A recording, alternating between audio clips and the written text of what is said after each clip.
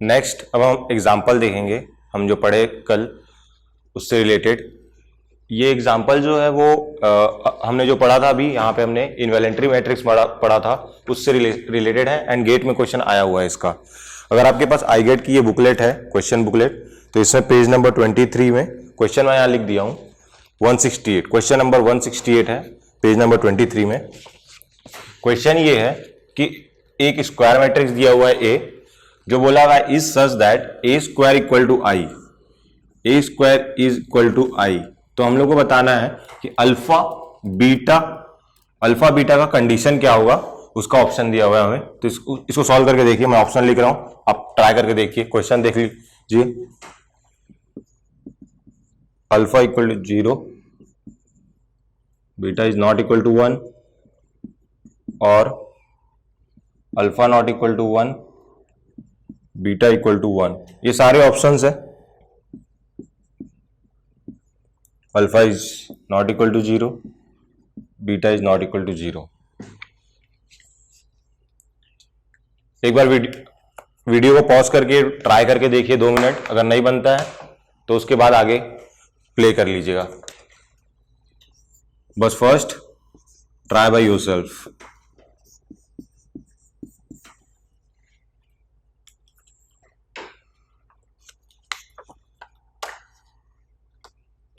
हमने कल पढ़ा था A square equal to I involutory matrix है, उसका एक एग्जांपल भी हो सकता है। ये जो भी हमारा वैल्यू आएगा उसके हिसाब से उसको एक एज एन एग्जांपल हम लोग इनवॉलेटरी मैट्रिक्स में भी लिख सकते हैं। इसके ऊपर ही लिख लेना question, involuntary matrix, example of involuntary matrix. ठीक है, देखते हैं ये क्वेश्चन। हमारे पास क्या दिया हुआ है, एक स्क्वायर मैट्रिक्स दिया हुआ है जिसमें अल्फा बीटा बीटा अल्फा, ठीक है। और हमने बोला हुआ A square equal to I, is such that A square equal to I, ये गिवन कंडीशन है। तो ए स्क्वायर हम निकाल लेते हैं सबसे पहले।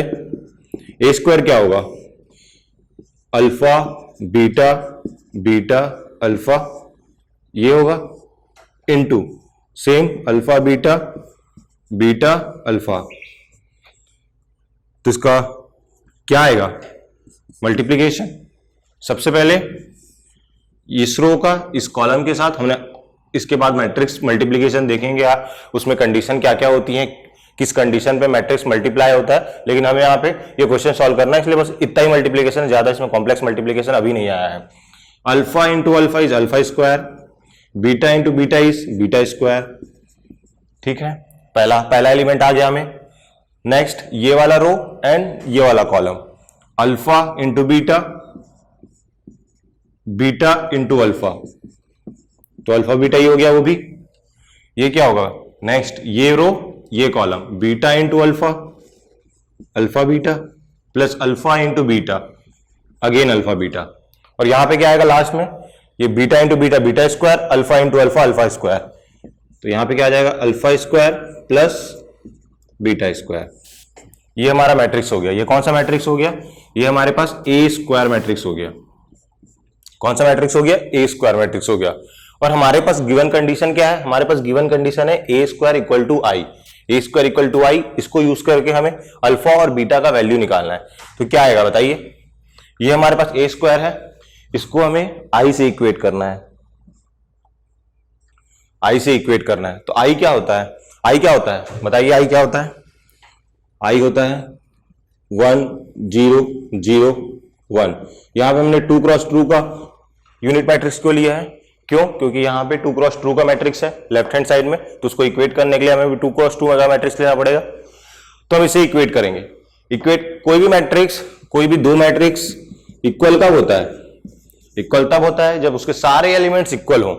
तो इसके a11 element, a12 element, a21 element and a22 element, जहां पे भी सारे एलिमेंट इक्वल होंगे तब वो दोनों मैट्रिक्स इक्वल हो जाएंगे। तो यहां पे क्या होगा, alpha square plus beta square, जो अल्फा स्क्वायर है प्लस बीटा स्क्वायर है, alpha square plus beta square is equal to alpha square beta square कौन से पोजीशन पे है, a11 पोजीशन पे है, और हमारे पास a11 पोजीशन पे यहां पे क्या है 1 है। तो alpha plus beta square equal to क्या हो जाएगा, 1 हो जाएगा, ठीक है। और नेक्स्ट ये क्या है, alpha beta plus alpha beta, तो ये कितना हो जाएगा 2 alpha beta. 2 alpha beta equal to क्या आ जाएगा यहाँ पे, 2 alpha into beta equal to यहाँ पे क्या आ जाएगा, ये क्या है 0, तो यहाँ पे क्या आ जाएगा 0। क्यों, क्योंकि यहाँ पे A12 एलिमेंट A12 एलिमेंट लिया है, यहाँ पे भी हमने A12 एलिमेंट से इक्वेट करना है, तो यहाँ पे 2 अल्फा बीटा इक्वल टू 0 आ जाएगा। मतलब क्या हो जाएगा, alpha and into beta equal to 0। ये हमें यहां से कंडीशन मिल गया, alpha beta equal to 0, alpha square plus beta square equal to 1। ये कहां से कंडीशन मिला, जब हमने इक्वेट किया ए स्क्वायर इक्वल टू आई से, जब हमने इक्वेट किया ए स्क्वायर इक्वल टू आई से, तो हमें ये कंडीशन मिला कि नहीं मिला, क्योंकि हमारे पास ये ए स्क्वायर था, ये हमारे पास आई था, हमने दोनों को इक्वेट किया, हमें ये दो कंडीशन मिली, ये हमें गिवन था। अब देखते हैं क्या होता है। कोई भी दो क्वांटिटी, अल्फा और बीटा क्या है, दो क्या है, नंबर्स है अल्फा एंड बीटा, कोई भी दो नंबर्स हैं, इसमें कोई भी नंबर्स आ सकते हैं। तो ऐसा कोई नंबर का मल्टीप्लीकेशन जो 0 दे रहा है, इसका मतलब क्या है, alpha into beta equal to 0 का मतलब क्या है, या तो अल्फा या तो बीटा, दोनों में से कोई एक क्वांटिटी को 0 होना पड़ेगा। जैसे अगर मान लेते हैं अल्फा को मैं 0 कर लेता हूं, अगर मैं अल्फा को 0 कर लेता हूं तो बीटा क्या होगा, बीटा कुछ भी हो मेरे को फर्क नहीं पड़ता, क्योंकि 0 इंटू बीटा इक्वल टू 0। या फिर अपोजिट केस में क्या हो, बीटा इक्वल टू 0 भी हो सकता है, हमें तो कुछ नहीं पता, तो बीटा इक्वल टू 0 हो सकता है। तब क्या होगा, अल्फा कुछ भी हो सकता है, कोई भी आर्बिट्री नंबर हो सकता है, कोई भी नंबर ले सकते हैं हम लोग। तब यहां पे क्या होगा, अगर बीटा इक्वल टू 0 होगा तो क्या होगा, अल्फा एनी वैल्यू, कोई भी वैल्यू ले सकते हैं, और अल्फा इक्वल टू 0 पे क्या होगा, बीटा एनी वैल्यू, बीटा का कोई सा भी वैल्यू ले सकते हैं हम। मैंने बस अभी यही बात कर रहा हूं, अल्फा बीटा इक्वल टू 0 के केस में के लिए बात कर रहा हूं।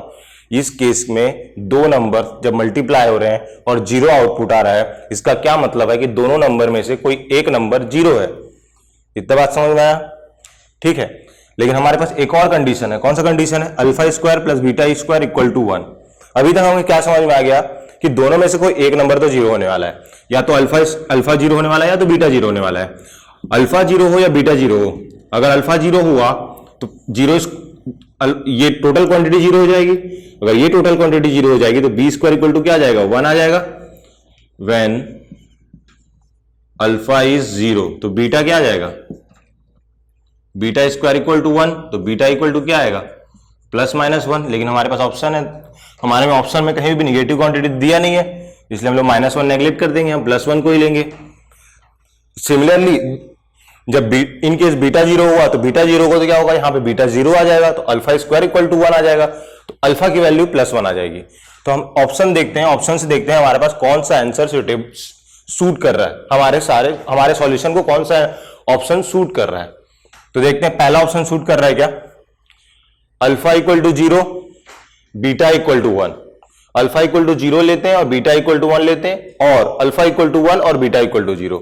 हमने क्या बोला, अल्फा 0 होगा तो क्या होगा, अल्फा 0 होगा तो क्या आएगा, बीटा 1 आएगा। ये क्या बोल रहा है, ये भी यही बोल रहा है, अल्फा इक्वल टू 0 पे बीटा इक्वल टू 1 आएगा। ओके, और या तो बीटा इक्वल टू 0 पे, हमने ये केस भी सेटिस्फाई किया था, अगर यहां पे बीटा का 0 रखूंगा मैं तो क्या आएगा, अल्फा 1 आएगा, यहां पे बीटा 0 रखूंगा, अल्फा 1 रखूंगा, 0 इंटू 1 0 आएगा, तो ये भी केस सेटिस्फाई कर रहा है, तो हमारा आंसर ये हो जाएगा। लेकिन हम बाकी ऑप्शन भी देख लेते हैं कि क्या वो सेटिस्फाई कर रहे हैं या नहीं कर रहे हैं। अल्फा इक्वल टू 0, ठीक है, अल्फा इक्वल टू 0, इनमें से दोनों में से कोई एक क्वांटिटी को तो 0 होना ही पड़ेगा, तो अल्फा 0 हो गया।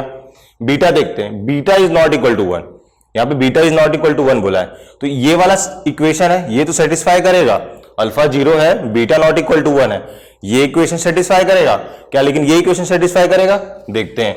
अल्फा इक्वल टू 0 तो ये quantity 0, beta is not equal to 1, not equal to 1 मतलब कोई भी नंबर ले लो, 2 3 4 5 -1 कोई भी, सॉरी -1 नहीं ले सकते, बीटा की जगह कोई भी वैल्यू ले लीजिए 1 की जगह, क्योंकि यहां पे 1 नहीं बोला हुआ है, नॉट इक्वल टू 1 लिखा है, तो बीटा की जगह 2 3 4 5 कोई भी वैल्यू के लिए कंडीशन सेटिस्फाई नहीं करेगी। क्यों नहीं करेगी, क्योंकि अल्फा 0 है, beta square equal to right hand side में 1 है, तो या तो -1 का स्क्वायर या तो 1 का स्क्वायर, बीटा का दो ही वैल्यू ले सकता है व्हेन अल्फा इज 0, लेकिन यहां पे वही 1 लेने से मना कर दिया, तो इसलिए ये ऑप्शन तो नहीं होगा। ठीक है, सेकेंड बी ऑप्शन देखते हैं, alpha is 1 beta is not equal to 0। अगर मैं यहां पे अल्फा 1 रखूं और बीटा नॉट इक्वल टू 0 रखूं, तो यही वाला केस हमारा सेटिस्फाई नहीं कर रहा है। ये करेगा क्या? अल्फा अगर मैं 1 रखूं, बीटा नॉट इक्वल टू 0, कोई भी पॉजिटिव नंबर नेगेटिव नंबर कुछ भी रखूं, 0 ना रखूं, तो क्या ये 0 होगा? कभी नहीं होगा। दोनों में से कोई एक क्वांटिटी को तो 0 होना पड़ेगा। तो ये ऑप्शन भी हमारा कैंसिल हो गया। डी ऑप्शन देखते हैं, alpha is not equal to 0, beta is not equal to 0। वापस से इस इक्वेशन पे आते हैं। अगर अल्फा नॉट इक्वल टू 0 है, बीटा नॉट इक्वल टू 0 है, तो दोनों का मल्टीप्लीकेशन 0 का भी नहीं हो सकता। कभी हो सकता है? नहीं हो सकता। अगर 0 मल्टीप्लीकेशन आ रहा है, इसका मतलब ही यही है नंबर्स में कि दोनों में से कोई एक क्वांटिटी 0 है, या तो अल्फा 0 है या तो बीटा 0 है। तो डी वाला ऑप्शन ये भी नहीं होगा। ओके, समझ में आया? देख लीजिए एक बार, ठीक है। Next,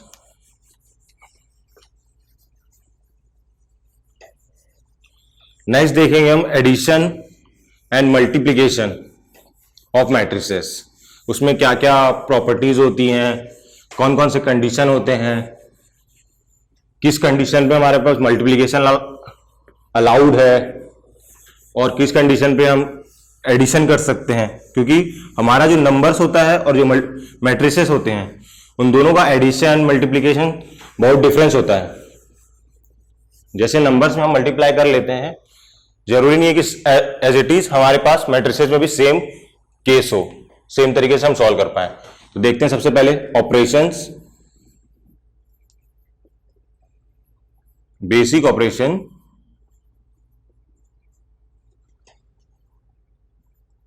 on matrices.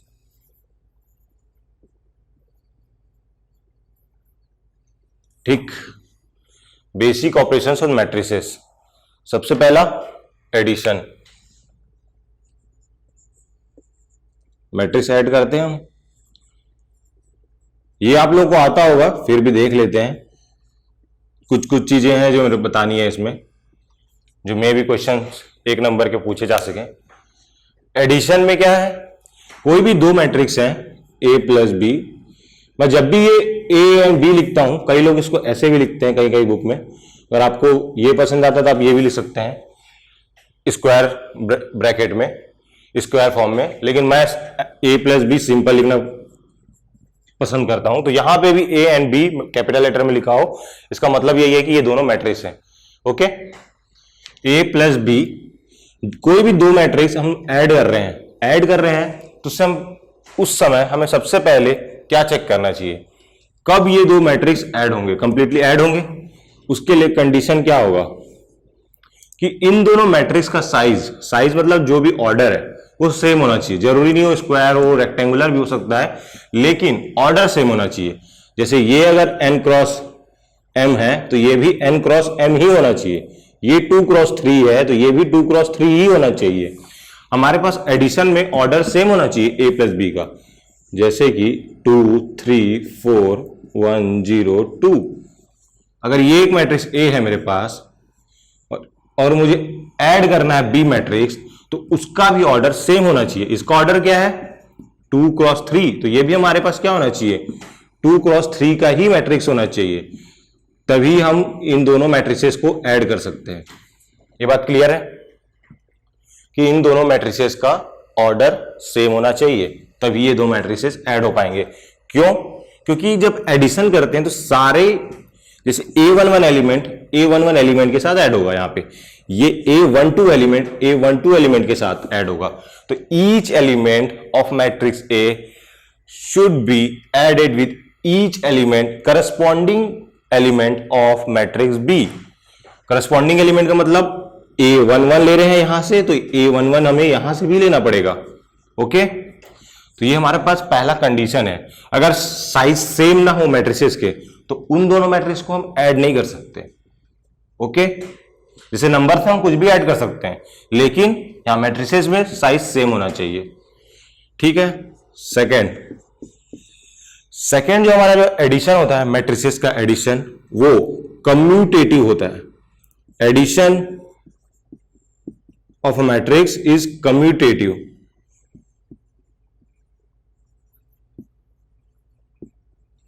मैंने कम्यूटेटिव का मतलब आपको बताया था पहले, जहां पे हमने देखा था question A and B both commute हो रहे थे, अगर आपको याद हो तो एक हमने एग्जांपल किया था ऐसा, जहां पे A and B both commute वाला क्वेश्चन था। तो एडिशन इज कम्यूटेटिव का मतलब क्या है? एडिशन इज कम्यूटेटिव का मतलब है ए प्लस बी। ए प्लस बी को मैं अगर चेंज करके फर्स्ट बी लिख लेता हूं प्लस ए लिख लूं तो क्या कोई डिफरेंस आएगा? कोई डिफरेंस नहीं आएगा। इसीलिए ये ऑपरेशन प्लस ऑपरेशन मतलब एडिशन ऑपरेशन कम्यूटेटिव है। क्यों? क्योंकि हम इसको रिप्लेस भी कर सकते हैं, या फिर मैं a plus B plus C लिखूं equal to A plus C plus B लिखूं। क्या ये सही है? ये भी सही है। क्यों? क्योंकि हमारे पास एडिशन में ये हमें सहूलियत मिलती है कि हम इसको रीअरेंज कर सकते हैं। रीअरेंज कर सकते हैं मतलब वो कम्यूटेटिव है। कम्यूटेटिव अगर नहीं होता तो हमारे पास ये इक्वल नहीं आता। जैसे नेक्स्ट हमारे पास मल्टीप्लीकेशन में आएगा, वहां पे देखेंगे। अभी क्या है? Addition is commutative. Okay, addition is commutative. Third क्या आता है हमारे पास? एसोसिएटिव। अभी एसोसिएटिव क्या होता है? एसोसिएटिव यहां पे लिख देना addition is associative in matrices. ठीक है, एसोसिएटिव क्या होता है बताइए? एसोसिएटिव होता है ए प्लस बी प्लस सी। हमारे पास जब भी ए प्लस बी प्लस सी तीन मैट्रिसेस को ऐड करना है, कैसे करते हैं? सबसे पहले आप कोई भी दो मैट्रिसेस ऐड करेंगे। मान लेते हैं B plus C matrix add किया, यहां पे जैसे B plus C matrix add किया। उसके बाद इसमें जो रिजल्ट आया उसको हमने ए मैट्रिक्स से ऐड कर दिया। ये एक केस हो गया। या फिर क्या कर सकते हो आप? मैं आप ए प्लस बी पहले कर सकता हूं, मेरा मन मुझे जो कर रहा है, तो मैं ए प्लस बी पहले कर सकता हूं प्लस सी, या मैं ये कर सकता हूं। ये दोनों क्या सेम है? हाँ सेम है। इसका मतलब क्या है? दोनों सेम है मतलब वो था ए प्लस ब्रैकेट में B plus C equal to A plus B का ब्रैकेट प्लस सी। ये क्या दोनों क्वांटिटी सेम है? एलएचएस आरएचएस सेम है? सेम है। क्यों सेम है? क्योंकि हमारे पास एडिशन जो है वो एसोसिएटिव लॉ है। एडिशन में हम एसोसिएट कर सकते हैं या तो ए प्लस बी को या तो बी प्लस सी को, या फिर ए प्लस सी आप पहले कर लीजिए, उसके बाद उसमें बी ऐड कर लीजिए। कोई सा भी ऑपरेशन आप पहले कर सकते हैं इसमें। लेकिन सेम यहां पे मल्टीप्लीकेशन में अलाउड नहीं होता हमारे पास। एक बार देखते हैं मल्टीप्लीकेशन में क्या होता है।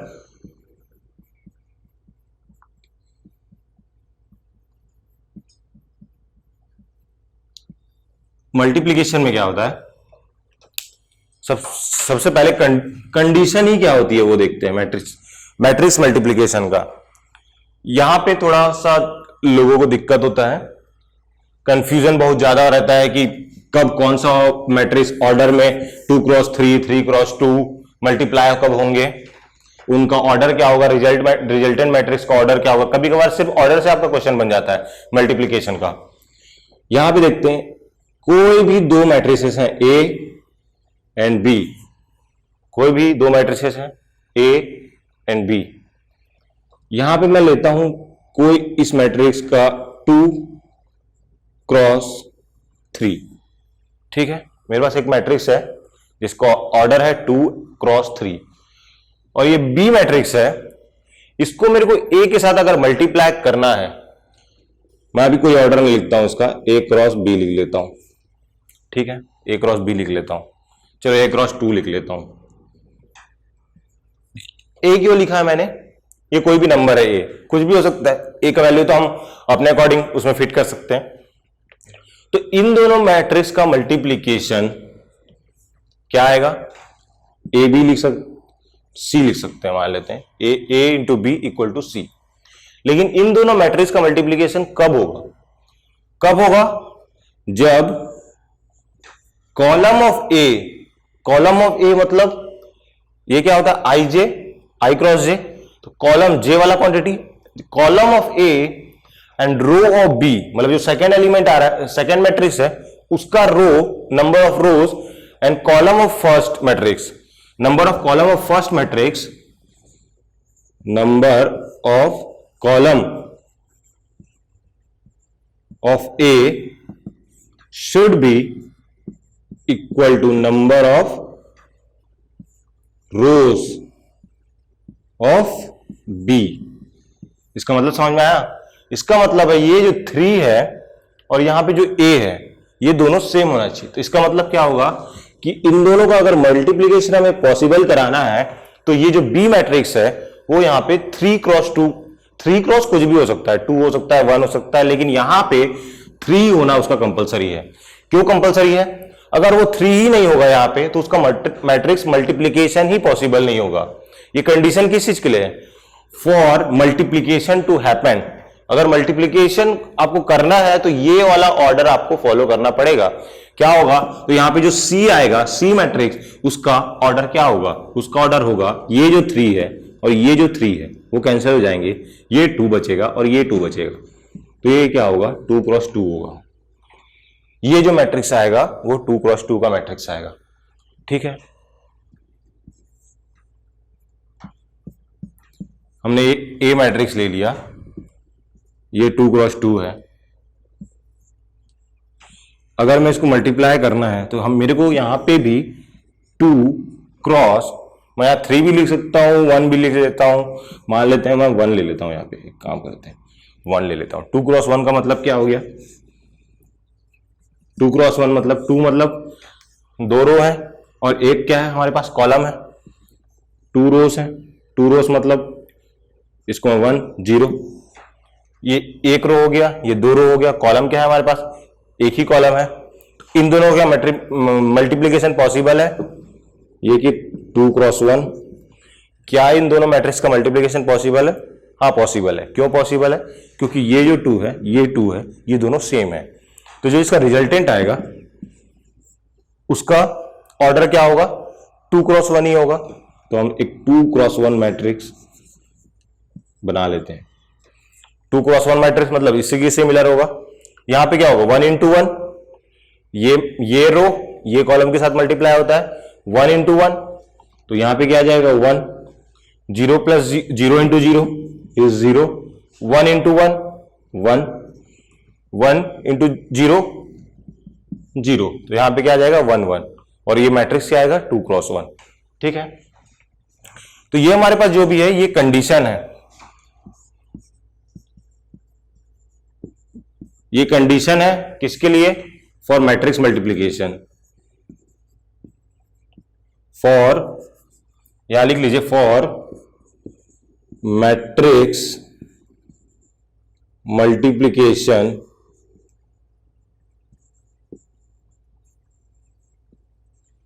For matrix multiplication. ये कंडीशन सेटिस्फाई होना चाहिए, उसी केस में ही हम मैट्रिक्स को मल्टीप्लाई कर सकते हैं। ओके,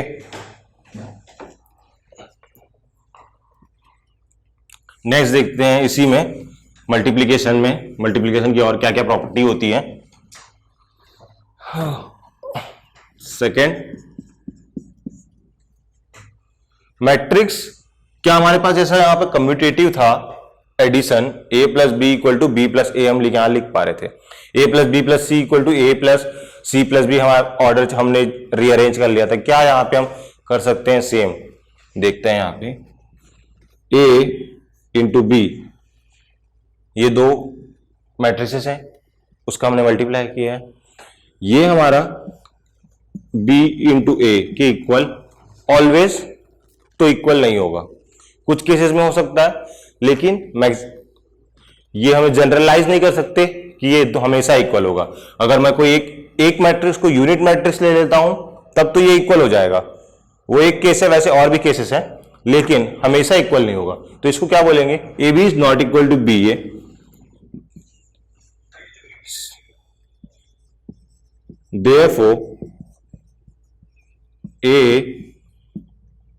therefore मल्टीप्लीकेशन,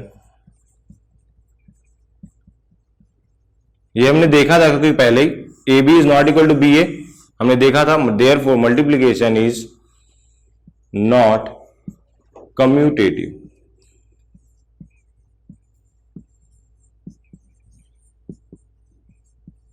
जिन स्पेसिफिक केसेस के लिए ये कंडीशन इक्वल टू आ जाए, means A B equal to B A आ जाए, उस केसेस को क्या बोलते हैं? वहां पे बोलेंगे हम A and B both commute, लेकिन ऑलवेज मतलब बाकी केसेस में क्या होगा, जनरल केसेस में A B is not equal to B A. यहां पे क्या आ रहा था, A plus B equal to B plus A, लेकिन यहां पे क्या आ रहा है, A B is not equal to B A. ठीक है, क्यों? मल्टीप्लीकेशन हमारा कम्यूटेटिव नहीं होता है, नंबर्स में कम्यूटेटिव होता है, मैट्रिसेस में मल्टीप्लीकेशन कम्यूटेटिव नहीं होता है। देयरफॉर यहां पे मैट्रिक्स मल्टीप्लीकेशन, मैट्रिसेस में यहां पे कम्यूटेटिव नहीं होता है। वैसे नंबर में तो कम्यूटेटिव होता ही है, क्योंकि हम 4x2 लिखें या 2x4 लिखें, बोथ आर सेम, मतलब ऑर्डर वाइज नहीं, मल्टीप्लीकेशन वाइज। 4 इंटू 2 भी 8 आता है, 2 इंटू 4 भी 8 आता है। लेकिन आप ए एक मैट्रिक्स लीजिए, बी एक मैट्रिक्स लीजिए, उन दोनों को मल्टीप्लाई करिए, और एक बार बी लीजिए पहले और ए लीजिए, उसके बाद उसको दोनों को मल्टीप्लाई कीजिए, दोनों में डिफरेंस आपको दिख जाएगा। कुछ कुछ केसेस में सेम आएंगे, लेकिन मैक्सिमम केसेस में ये दोनों अलग अलग होते हैं। क्यों? क्योंकि कम्यूटेटिव नहीं होता है मल्टीप्लीकेशन। थर्ड देखते हैं यहां पे, जो हमारे पास थर्ड प्रॉपर्टी है मल्टीप्लीकेशन की, वो ये है कि मल्टीप्लीकेशन, मैट्रिक्स मल्टीप्लीकेशन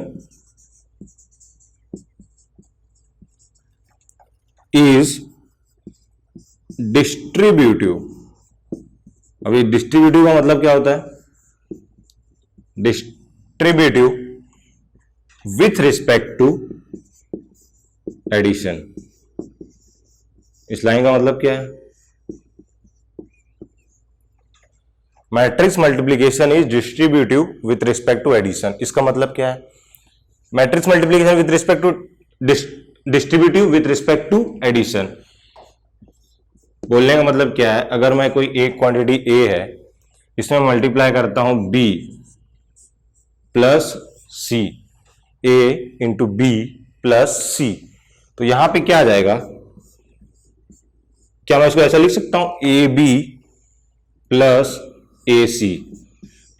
जो हम यहां ऐसा लिख पा रहे हैं, इसी को ही हमें डिस्ट्रीब्यूटिव कहते हैं। यहां पे ये क्या है? एडिशन है, ये मल्टीप्लीकेशन है। Multiplication is distributive with respect to addition. ठीक है, मैट्रिक्स मल्टीप्लीकेशन हमने अभी कंप्लीट किया है। उसमें एक चीज बच गया कि उसमें एक और पॉइंट लिख लीजिए, जो मैट्रिक्स मल्टीप्लीकेशन होता है, मैट्रिक्स मल्टीप्लीकेशन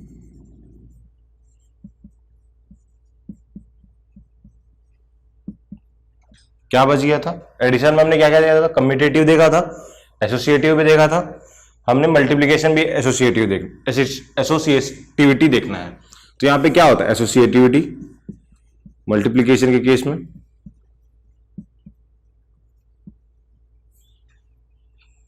हमने क्या देखा था? एडिशन में a plus B plus C is equal to क्या देखे थे हम? a plus B into C. वैसे ही मल्टीप्लीकेशन में क्या होगा? ए बी सी अगर हमें मल्टीप्लाई करना है तीन मैट्रिक्स को, सबसे पहले क्या करेंगे हम? a इंटू बी करेंगे, उसके बाद b, a इंटू बी में से क्या आएगा? इन दोनों करेंगे तो मान लेते हैं कोई एक मैट्रिक्स आएगा d, उस मैट्रिक्स को हम मल्टीप्लाई करेंगे c से। या फिर इसको ऐसे भी कर सकते हैं, a को रहने देते हैं, b इंटू सी भी कर सकते हैं। पहले आप b को c से मल्टीप्लाई कर दीजिए, उसके बाद जो मैट्रिक्स आएगा b इंटू सी के मल्टीप्लीकेशन से, उसको आप a इंटू वो मैट्रिक्स मल्टीप्लाई कर दीजिए, तो आपको सेम आंसर आएगा। तो ये दोनों केस, दोनों ही ऑपरेशन में आपकी जो वैल्यू रहेगी वो सेम रहेगी। इसीलिए हम क्या बोलते हैं? Matrix multiplication is associative law, associative law. ये क्या? कम्यूटेटिव, एसोसिएटिव, डिस्ट्रीब्यूटिव, ये लॉज है, ओके, ऑपरेशंस के हमारे। तो यहां पे जो मैट्रिक्स मल्टीप्लीकेशन है वो एसोसिएटिव होता है, एडिशन भी क्या होता है? एसोसिएटिव होता है। नेक्स्ट हम देखते हैं, दो क्वेश्चन यहां पे लिखे हुए बोर्ड में, आपको सॉल्व करना है ये। फर्स्ट क्वेश्चन यहां बोला है फाइंड एक्स। ये आपको तीन मैट्रिक्स दिए हुए हैं। ये कौन सा ऑर्डर का मैट्रिक्स है? 1 क्रॉस 3। ये कौन सा है? 3 क्रॉस 3। ये कौन सा है? 3 क्रॉस 1। ये हमने जो पढ़ा है अभी मैट्रिक्स मल्टीप्लीकेशन, उसी का एग्जांपल है। आपको वही कॉन्सेप्ट लेके इसको सॉल्व करना है। आपको बस मल्टीप्लीकेशन आना चाहिए, मैट्रिक्स का मल्टीप्लीकेशन कैसे करते हैं। अभी तक हमने बहुत बार मैट्रिक्स मल्टीप्लाई कर लिया है, ये आपसे बन जाना चाहिए। ये क्या है? This is a null matrix. इसका ऑर्डर लिखा है क्या? इसका ऑर्डर नहीं लिखा है, तो हम इसका ऑर्डर क्या लेंगे? जो भी इस मल्टीप्लीकेशन का ऑर्डर आएगा वही उसके आरएचएस का भी ऑर्डर आएगा। राइट हैंड साइड में जो मैट्रिक्स है उसका भी सेम ऑर्डर आएगा। ठीक है, तो इसके लिए हमको वरी नहीं करना। ये जीरो नहीं है, ये नल मैट्रिक्स है। ओके, तो यहां पे सॉल्व करते हैं हम लोग। First one cross three, three cross one, क्या ये दोनों मैट्रिक्स मल्टीप्लाई कर सकते हैं हम? हमने क्या देखा था? A into B. अगर A इंटू बी में m क्रॉस n है पहला मैट्रिक्स A, तो इसको क्या होना पड़ेगा? n क्रॉस, इसके बाद ये कुछ भी हो सकता है, 1 हो सकता है, 2 हो सकता है, कुछ भी हो सकता है, लेकिन यहां पे n होना चाहिए, ताकि ये दोनों n होना चाहिए। तो यहां पे क्या होगा? ये 3 है, ये भी 3 है, तो ये दोनों मल्टीप्लाई तो हो जाएंगे, ये दोनों मैट्रिक्स मल्टीप्लाई हो जाएंगे। हमने अभी देखा था A B C, 3 मैट्रिक्स है, ये A है, ये B है, ये C है। तो हमने क्या किया है? A और B को मल्टीप्लाई कर लिया, A और B को मल्टीप्लाई कर लिया, तो इसका क्या आएगा? 1 क्रॉस 3। जो इस मैट्रिक्स का ऑर्डर होगा वो क्या होगा? 1 क्रॉस 3। क्यों 1 क्रॉस 3 होगा? क्योंकि यहां पे क्या था? 1 क्रॉस 3, यहां 3 क्रॉस 3, ये 3 कैंसिल हो जाएंगे मल्टीप्लाई करने के बाद। जो हमारा रिजल्टेंट ऑर्डर आता है वो क्या आता है? First and last number. First ये क्या है? रो, और ये सेकेंड मैट्रिक्स का कॉलम। कॉलम कितने इसमें? 3, तो यहां पे क्या आ जाएगा? 1 क्रॉस 3। वैसे ही सी मैट्रिक्स क्या अपने पास? 3 क्रॉस 1, 3 क्रॉस 1। अगर ये 3 क्रॉस 1 नहीं होता, 2 क्रॉस 1 होता, मान लेते हैं यहाँ पे 2 क्रॉस 1 होता, तो ये क्या होता? जब हम ए और बी का मल्टीप्लाई करते तो हमारे पास तो 1 क्रॉस 3 का मैट्रिक्स आता, लेकिन अगर ये 2 क्रॉस 1 होता तो हम इन दोनों मैट्रिक्स को मल्टीप्लाई नहीं कर पाते। ए बी का टोटल मल्टीप्लीकेशन विथ सी हम नहीं कर पाते। क्यों नहीं कर पाते? क्योंकि हमारे पास जो कंडीशन है, ये दोनों सेम होना चाहिए, वो हमारे पास यहां पे पॉसिबल नहीं हो पाता। ठीक है, तो यहां पे हमारे पास क्या था? 3 था। हमारे पास क्वेश्चन में क्या था? 3 था, तो ये दोनों मल्टीप्लीकेशन पॉसिबल है। मैक्सिमम केसेस में ऐसे मैट्रिसेस ही आपको दिए जाएंगे जहां पे मैट्रिक्स मल्टीप्लीकेशन पॉसिबल हो। आपको क्वेश्चन देख के समझना पड़ेगा कि कहां पे मैट्रिक्स मल्टीप्लीकेशन, कहीं क्वेश्चन ही ऐसा आता है कि आपको चेक करके समझ में आ जाएगा कि उसके मैट्रिक्स मल्टीप्लीकेशन पॉसिबल है या नहीं है, आपको वो प्रैक्टिस से आ जाएगा। लेकिन यहां पे क्या है? हमारे पास 3 क्रॉस 1 है और यहां पे 1 क्रॉस 3 से, तो दोनों मैट्रिक्स मल्टीप्लीकेशन तो पॉसिबल है। तो यहां पे 3 कैंसिल हो गया आएगा, तो हमारे पास जो रिजल्टेंट मैट्रिक्स आएगा उसका ऑर्डर क्या होगा? 1 क्रॉस 1 का होगा। मैट्रिक्स कुछ भी हो सकता है, लेकिन उसका ऑर्डर तो हमें पता चल गया।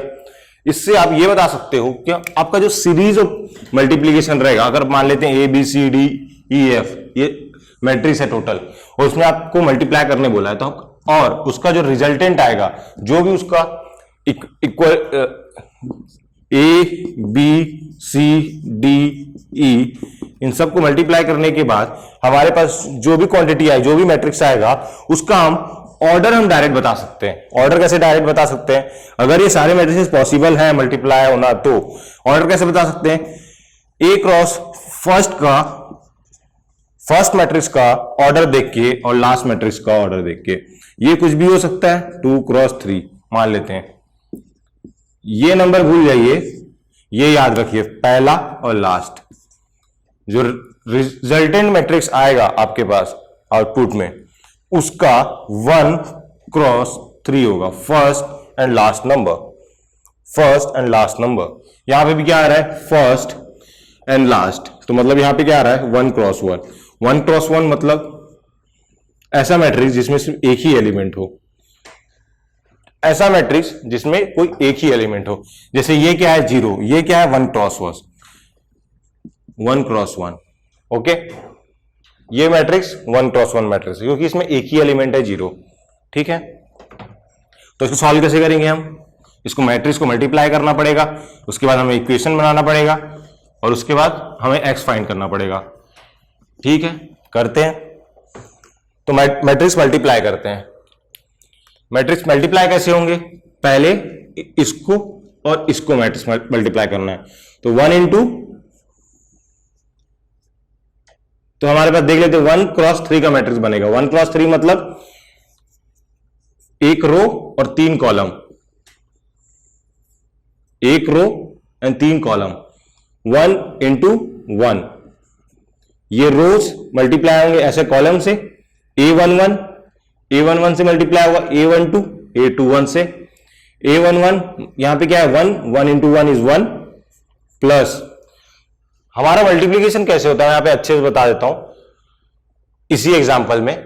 अगर किसी को डाउट है मल्टीप्लीकेशन कैसे होता है तो ये रो लेते हैं फर्स्ट रो और ये फर्स्ट कॉलम के साथ हम सबसे पहले मल्टीप्लाई करते हैं। ये फर्स्ट रो फर्स्ट कॉलम, ठीक है, और 1 इंटू 1 ईच एलिमेंट, ये इस एलिमेंट से मल्टीप्लाई होगा, ये एलिमेंट इस एलिमेंट से मल्टीप्लाई होगा, ये एलिमेंट इस एलिमेंट से मल्टीप्लाई होगा और सबका एडिशन होगा। ओके, तो 1 इंटू 1, 3 इंटू 3, 2 इंटू 2, तो 1 into 1 is 1, 3 into 3 is 9 and 2 into 2 is 4। ठीक है, इतनी बात समझ में आई। अब नेक्स्ट एलिमेंट इसमें क्या आएगा, वो इस रो को अब नेक्स्ट कॉलम से मल्टीप्लाई करेंगे। तो यहां पे क्या आएगा 1 into 3 is 3 plus 3 into 0 is 0 plus 2 into 0 is 0। Okay, next तो हमारे पास सेकेंड एलिमेंट भी आ गया। थर्ड, इस रो को थर्ड कॉलम से मल्टीप्लाई करेंगे। 1 इंटू 0 इज 0 प्लस 3 इंटू 2 क्या होगा, 6, 2 इंटू 1 क्या होगा 2। तो हमारे पास ये क्या आ गया 1 क्रॉस 3 का एक मैट्रिक्स आ गया। एक रो है 3 कॉलम है इसलिए 1 क्रॉस 3। ये कितने होंगे 14, ये कितना होगा 3, ये कितना होगा 8। तो हमारे पास एक मैट्रिक्स आ गया फर्स्ट एंड सेकंड मैट्रिक्स को मल्टीप्लाई करने से जिसका एलिमेंट्स 14, 3 एंड 8 है और वो मैट्रिक्स 1 क्रॉस 3 का है। अब क्या करना है हमें, ये जो मैट्रिक्स है हमारे पास 14, 3 और 8, 1 क्रॉस 3, अब इसका मल्टीप्लीकेशन हमें इसके साथ करना पड़ेगा।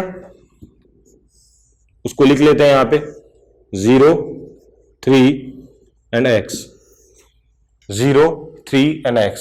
ये दोनों तो पॉसिबल है। Matrix multiplication 1 cross 3, 3 cross 1।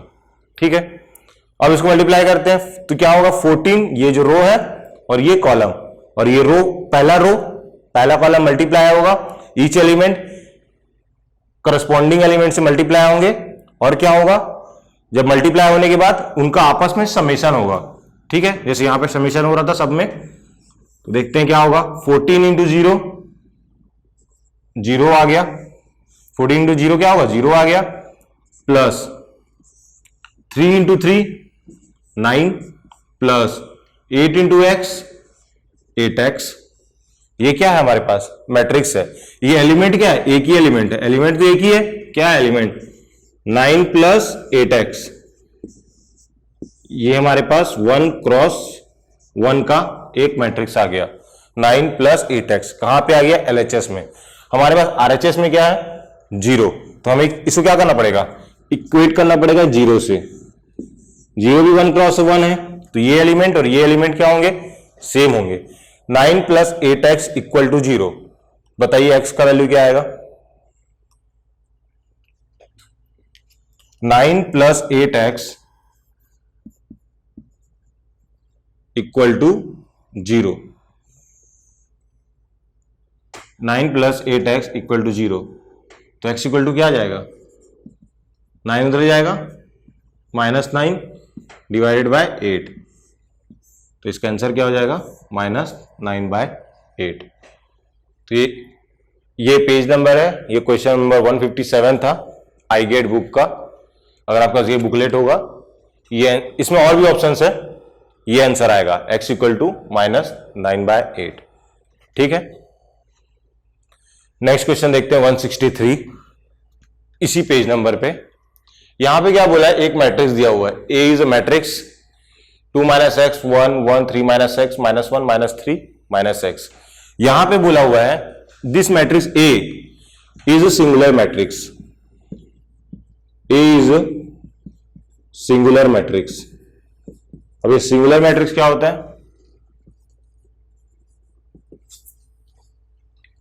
A is a singular matrix. ठीक है, ये एग्जांपल हम थोड़ी देर बाद देखेंगे, पहले डिटर्मिनेंट देख लेते हैं क्योंकि ये डिटर्मिनेंट से रिलेटेड है। नेक्स्ट डिटर्मिनेंट पढ़ने के बाद वाला क्वेश्चन कर लेंगे हम। नेक्स्ट टॉपिक लिखिए डिटर्मिनेंट।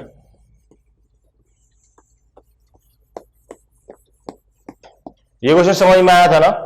तो नहीं समझ में आया तो एक बार अच्छे से इसको देख लीजिएगा। इसमें मैट्रिक्स मल्टीप्लीकेशन जो हमारे पास क्या होता है, एक बार हम 2 क्रॉस 2 का भी देख लेते हैं। 2 क्रॉस 2 मतलब हमें अभी जो मैट्रिक्स मल्टीप्लाई मैंने बताया वो क्या था, वो सिंगल रो था। उसके बाद हम अलग अलग कॉलम से मल्टीप्लाई कर रहे हैं। यहां पे देख लेते हैं 2 रो है, 2 रो है ना यहाँ पे, तो ये 2 क्रॉस 3 ले लेता हूं मैं यहाँ पे। तो यहां पे क्या आ जाएगा 1 0 1 1 ले लेता हूं मैं यहाँ पे मैट्रिक्स, सिंपल सा कोई मैट्रिक्स ले लेते हैं। तो ये 1 2 3 0 0 1। जरूरी नहीं हो स्क्वायर हो मैट्रिक्स मल्टीप्लाई करने के लिए, आपके पास रेक्टेंगुलर भी आ सकता है। बस कंडीशन वैसे एक ही होनी चाहिए कि ये और ये कैंसिल हो जाना चाहिए, मतलब सेम होना चाहिए। तो हमारे पास जो रिजल्टेंट आएगा उसका मैट्रिक्स का ऑर्डर आएगा 2 क्रॉस 3, फर्स्ट एंड लास्ट। इसमें कैसे मल्टीप्लाई कर रहे थे हम, क्या बोला था मैंने, फर्स्ट रो लेना है उसको मल्टीप्लाई करना है फर्स्ट कॉलम से, फर्स्ट रो लेना है फर्स्ट कॉलम से मल्टीप्लाई करना है। ईच एलिमेंट को, ये एक एलिमेंट है इसके करस्पॉन्डिंग एलिमेंट से मल्टीप्लाई करना है, इस एलिमेंट को उसके करस्पॉन्डिंग एलिमेंट से मल्टीप्लाई करना है, और आपस में एडिशन होगा उनका। क्या होगा 1 इंटू 1, 1 आएगा प्लस पहला रोल 1 0 1 0, 1 इंटू 1 0 इंटू 0 इज 0। क्या किया, इस एलिमेंट को इस एलिमेंट से मल्टीप्लाई किया और ऐड किया, नेक्स्ट इन दोनों को मल्टीप्लाई किया। तो ये हमारे पास क्या आ गया, एक मैट्रिक्स का पोजीशन आई A11 आ गया हमारे पास। अब हम लोग नेक्स्ट क्या है A12 देखना है। हमारे पास जो रिजल्टेंट आएगा उसका मैट्रिक्स का हमारे पास ऑर्डर पहले से पता है 2 क्रॉस 3, तो हम पहले बना लेते हैं 2 क्रॉस 3। 2 क्रॉस 3 का मैट्रिक्स है, उसमें क्या होगा 2 रो है और 3 कॉलम है, 3 कॉलम और थोड़ा बड़ा बना लेते हैं 2 क्रॉस 3। तो यहां पे फर्स्ट हमारे पास क्या आ गया A11 1, क्यों आया 1 इंटू 1 इज 1, 0 इंटू 0 0। नेक्स्ट ये रो फर्स्ट रो लेंगे, सेकेंड कॉलम के साथ मल्टीप्लाएंगे, फर्स्ट रो सेकेंड कॉलम मतलब A12। जो हमारे पास जो रिजल्टेंट आएगा क्या आएगा A12। A12 कहां पे होता है, A11 ये है, A12 ये है। फर्स्ट पहले मैट्रिक्स में से फर्स्ट रो और सेकेंड का कॉलम, सेकेंड कॉलम, ठीक है। तो यहां पे 1 इंटू 2, यहां पे आ गया 1 इंटू 2 प्लस 0 इंटू 0। अब जिसको 0 इंटू 0 लिख सकते हैं, इसको 0 इंटू 0, ठीक है। अब क्या होगा नेक्स्ट, यहां पे A13 आएगा, A13 के लिए क्या होगा first row of first matrix and third column of second matrix. तो यहां पे क्या होगा 1 इंटू 3 प्लस ऐड करेंगे 0 इंटू 1, तो वो कितना हो जाएगा 0 ही हो जाएगा, ठीक है। नेक्स्ट क्या होगा, अब हम सेकेंड रो पे आ गए हैं। यहां पे कौन सा आ जाएगा, ये यहां वाला पोजीशन कौन सा होता है A21, ये A22 A23, ठीक है। A21 होता है, A22 होता है, A23 होता है, A11 A12 A13। तो यहां पे A21 बताइए क्या होगा, second row and first column, first column किसका, सेकेंड मैट्रिक्स का। तो फर्स्ट सेकेंड रो कौन सा है 1 1 1 0 कॉलम है, 1 इंटू 1 प्लस 1 इंटू 0, ठीक है। सेकेंड क्या है A22 एलिमेंट कैसा आएगा 1 इंटू 2 प्लस 1 इंटू 0। ये मैट्रिक्स मल्टीप्लिकेशन देख रहे हैं, इसके बाद नहीं देखेंगे, यहीं पे देख लीजिए पूरा, यह आपको पूरा आगे हर जगह यही यूज होगा। 1 इंटू 3,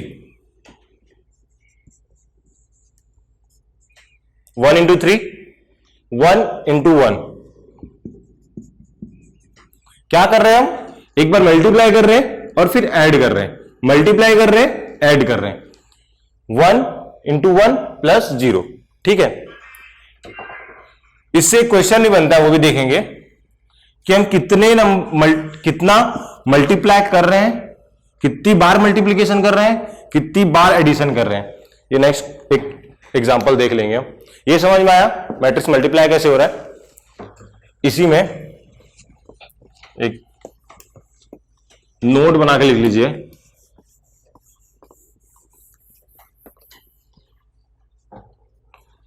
नोट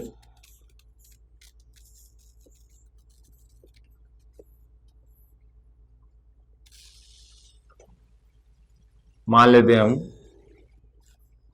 अपने पास एक मैट्रिक्स है m क्रॉस n का, और जो सेकेंड मैट्रिक्स है वो है n क्रॉस p का।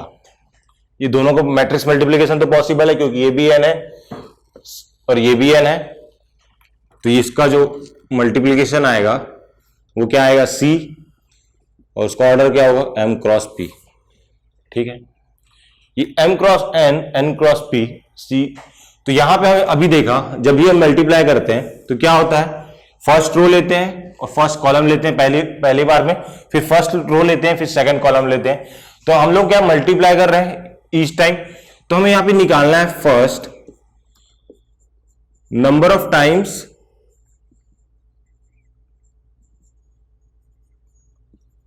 Multiplication, number of times multiplication जो भी बोले अकर्स, जब भी हम लोग ए बी को मल्टीप्लाई करते हैं तो कितनी बार हमें मल्टीप्लीकेशन ऑपरेशन अप्लाई करना पड़ता है वो हम देखेंगे, वो number of times multiplication occurs. ठीक है, अब देख लेते हैं एक मैट्रिक्स है ए, हमने क्या बोला m क्रॉस n है, m क्रॉस n है, और दूसरा मैट्रिक्स है n क्रॉस p। तो ये क्या है a11 a12, वैसे ये कहां तक जाएगा, ये क्या है कॉलम्स है, तो ये कहां तक जाएगा a1, रो तो सेम है, रो तो फर्स्ट है, कॉलम चेंज हो रहा है, कॉलम कहां तक जाएगा a1n तक। वैसे ही इसके नीचे क्या आएगा a21 a31, वैसे कहां तक जाएगा am1, रो m है लेकिन कॉलम क्या है, कॉलम तो फर्स्ट। ठीक है, वैसे ही यहां पे क्या क्या आएगा, इसको b ले लेते हैं b11, वैसे ही यहां पे b1, यहां पे कॉलम कितना है p। ठीक है, यहां पे b21 bn1, क्योंकि रो कितना है n है, कॉलम इज फर्स्ट। और जब हम इन दोनों को मल्टीप्लीकेशन ऑपरेशन में लगाएंगे इसमें, तो सबसे पहले हम लोग क्या देख करेंगे, फर्स्ट रो फर्स्ट कॉलम। तो हमारा जो पहला एलिमेंट होगा यहां पे, उसके लिए हमें क्या करना पड़ेगा, इसको इस पूरे रो से मल्टीप्लाई करना पड़ेगा, ईच एलिमेंट को ईच एलिमेंट से, करस्पॉन्डिंग एलिमेंट से, और उसके बाद उसको ऐड भी करना पड़ेगा।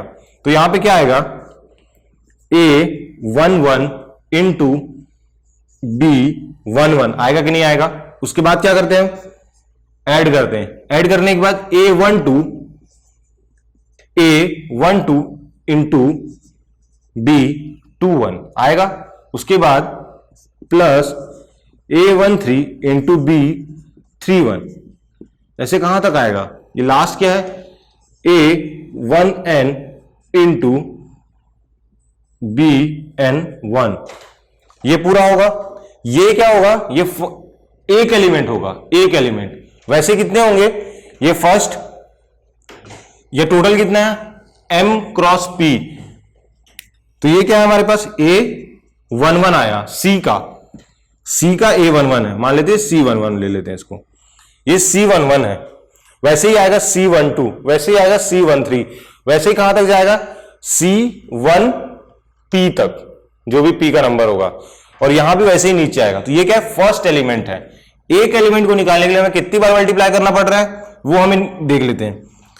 ये क्या है, फर्स्ट एलिमेंट, फर्स्ट एलिमेंट के लिए कितनी बार मल्टीप्लाई कर रहे हैं हम लोग, मान लेते हैं n की वैल्यू 3 ले लेते हैं, यहां पे 3 ले लेते हैं, अगर n 3 है तब क्या होगा, मल्टीप्लीकेशन यहीं तक होगा, एक बार हो गया, दो बार हो गया, तीन बार हो गया, तीन बार हो गया। अगर 3 है तो यहां पे क्या आ गया, A11 आता, A12 आता, A13 आता, इतना ही मैट्रिक्स बनता। यहां पे भी क्या होता, B11 आता, B21 आता, B31 आता, यहां पे मैट्रिक्स खत्म हो जाता। तो यहां पे जब हम n इक्वल टू 3 लिए तो मल्टीप्लाई हमें कितनी बार करना पड़ रहा है, 3 बार मल्टीप्लाई करना पड़ रहा है। यहां पे हमने मल्टीप्लाई नंबर कितना लिया है, n लिया है, तो हमें मल्टीप्लाई कितनी बार करना पड़ रहा है। देखो सबसे पहले A11 फिर B11, A12 B21, ये पहला नंबर देखना 1 1 1, ये तो सेम है, लेकिन कौन सा चेंज हो रहा है, ये चेंज हो रहा है 1 2 3, फिर यहां 4 आएगा 5 आएगा, वैसे यहां तक कितना तक गया, n तक, 1 से लेकर n तक। तो 1 से लेकर 1 2 3 4 5 यहां कहां तक गए, n तक। मतलब हमने कितनी बार मल्टीप्लाई किया है, जितना ये नंबर है, जैसे ये 1 है, ये 2 है या 3 है, ये फर्स्ट मल्टीप्लीकेशन, ये सेकंड मल्टीप्लीकेशन, ये थर्ड मल्टीप्लीकेशन, वैसे कितनी बार मल्टीप्लाई कर रहे हैं, n टाइम्स मल्टीप्लाई हो रहा है, n टाइम्स मल्टीप्लाई हो रहा है कि नहीं, समझ में आया कि नहीं। क्योंकि ये A11 इंटू AB1 ये एक बार मल्टीप्लाई किए, वैसे ये कितनी बार है, A11 A12 A13 A14 A15, वैसे A1n तक। मतलब ये कितने टोटल नंबर है, n एलिमेंट्स थे इसमें भी n एलिमेंट्स थे, उसको मल्टीप्लाई किया हमने करस्पॉन्डिंग एलिमेंट्स। मतलब कितनी बार मल्टीप्लाई हुआ है, n बार मल्टीप्लाई हुआ है। n बार मल्टीप्लाई हुआ है, कब मल्टीप्लाई हुआ है, एक एलिमेंट C11 निकालने के लिए, सिर्फ हम लोग को C11 निकालने के लिए हम लोग को n टाइम्स मल्टीप्लाई करना पड़ रहा है। अब ये हमारे पे जो C मैट्रिक्स है उसका ऑर्डर क्या है, m क्रॉस p, और हमने को एक एलिमेंट निकालने के लिए हमने n बार मल्टीप्लाई किया है। तो m क्रॉस p एलिमेंट निकालने के लिए, m क्रॉस p का मतलब क्या है, ऑर्डर जो भी होता है 2 क्रॉस 3। मैं अगर मैट्रिक्स बनाऊंगा 2 क्रॉस 3 तो कैसे बनेगा, ये 2 क्रॉस 3 का मैट्रिक्स है, 2 क्रॉस 3 का मैट्रिक्स है, मतलब 2 क्रॉस 3 इक्वल टू 6। इसमें कितने टोटल 6 एलिमेंट्स आ रहे हैं। तो वैसे ही यहां पे m क्रॉस p है, तो यहां पे टोटल एलिमेंट्स कितने होंगे इस मैट्रिक्स के अंदर, जैसे ये C11 है तो टोटल कितने एलिमेंट्स होंगे, m into p total elements होंगे। और हर एक एलिमेंट को निकालने के लिए हमें n बार मल्टीप्लाई करना पड़ रहा है। तो इसका मतलब क्या है, number of times multiplication occurs to get a into b क्या होगा, एक बार एक एलिमेंट को निकालने के लिए आउट C का हमें n टाइम्स मल्टीप्लाई करना पड़ रहा है, n टाइम्स मल्टीप्लाई करना पड़ रहा है। तो हमारे पास अगर एक एलिमेंट को निकालने के लिए मेरे को n टाइम्स मल्टीप्लाई करना पड़ रहा है, तो m इंटू p एलिमेंट्स को निकालने के लिए n इंटू mp मल्टीप्लाई करना पड़ेगा। अगर एक एलिमेंट को निकालने के लिए n टाइम्स करना पड़ रहा है, दो एलिमेंट्स को निकालने के लिए कितना बार करना पड़ेगा, 2 इंटू n, तीन एलिमेंट निकालना है 3 इंटू n। वैसे ही अगर m और p m into p elements को निकालना है तो टोटल से मल्टीप्लाई कर देंगे, एक का निकाले और जितने एलिमेंट्स है उसको मल्टीप्लाई कर दिए। तो हमारे पास क्या आ गया, number of times multiplication occurs is n into mp। तो इसको क्या बोलते हैं, mnp भी बोल सकते हैं। ये आपको याद रह जाएगा तो अच्छी बात है, वैसे नहीं तो ऐसे भी निकाल सकते हो, थोड़ा ऑब्जर्व करोगे तो आपको समझ में आ जाएगा mnp कैसे आ रहा है। इसी में देखते हैं एडिशन क्या होगा।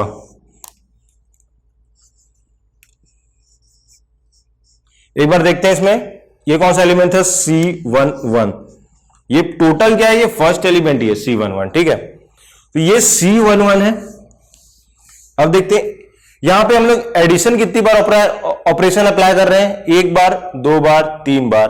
मान लेते हैं यहां पे, मैं यहां फिर से एग्जांपल लेता हूं, अगर n इक्वल टू 3 है तो यहां तक ही आता, और n इक्वल टू 3 अगर यहीं तक आता तो हमारा एडिशन कितनी बार हो रहा है, एक बार और दो बार, मतलब n-1 टाइम्स हो रहा है। n-1 इक्वल टू 2 ही आएगा क्योंकि 3 - 1 is 2। A11 A12 A13 A1 तक जा रहा है, ऐड कितनी बार होगा, एक बार, दो बार, तीन बार, चार बार, लेकिन n तक जा रहा है, लेकिन आपका एडिशन कितनी बार हो रहा है, n-1 यहां पे भी आएगा। क्यों, अगर आप 3 तक लेंगे, एडिशन तो आप 20 में कर रहे हैं ना, एडिशन तो आप 20 में कर रहे हैं, तो 2 ही बार एडिशन हो रहा है। वैसे ही यहां पे अगर n तक लेंगे तो n-1 टाइम्स एडिशन होगा। अगर मैं यहां पे एक और क्वांटिटी ले लेता हूं, A14 B41, तो अगर 4 तक लेता हूं तो कितनी बार ऐड करना पड़ेगा, 1 2 3 टाइम्स यहां पे ऐड करना पड़ेगा। वैसे ही n तक ले रहे हैं तो क्या होता होगा, n minus one times add करना पड़ेगा। तो C11 एलिमेंट निकालने के लिए, मतलब एक एलिमेंट निकालने के लिए मेरे को n minus one times add करना पड़ रहा है, 1 2 3, वैसे n माइनस वन बार करना पड़ रहा है। तो हमारे पास mp एलिमेंट निकालने के लिए क्या होगा, इसको n माइनस वन से मल्टीप्लाई कर देंगे। तो यहां पे क्या आ जाएगा, सेकेंड हमारे पास नोट पॉइंट क्या आ जाएगा, हमारे पास सेकेंड नोट पॉइंट आ जाएगा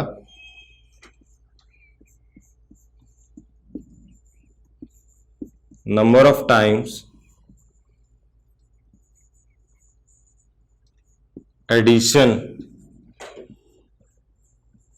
occurs इज, क्या होगा, एक एलिमेंट को निकालने के लिए हम लोग n minus one times add कर रहे हैं, तो टोटल mp एलिमेंट्स को निकालने के लिए कितना बार करेंगे, मल्टीप्लाई कर देंगे उससे, तो वो आ जाएगा। ठीक है, ये हमारा कुछ मल्टीप्लिकेशन की कंडीशन और कुछ याद करने की प्रॉपर्टीज हो गई। ये आपको याद रख सकते हैं, नहीं भी याद रहे आपको प्रोसेस पता होना चाहिए कि निकालते कैसे हैं। तो इनकेस थोड़ा टाइम भी लगेगा, 1 मिनट ज्यादा लगेगा, वहां पे रेयर है क्वेश्चन आना डायरेक्ट फॉर्मूला से, अगर आ गया तो आप डिराइव भी कर सकते हैं।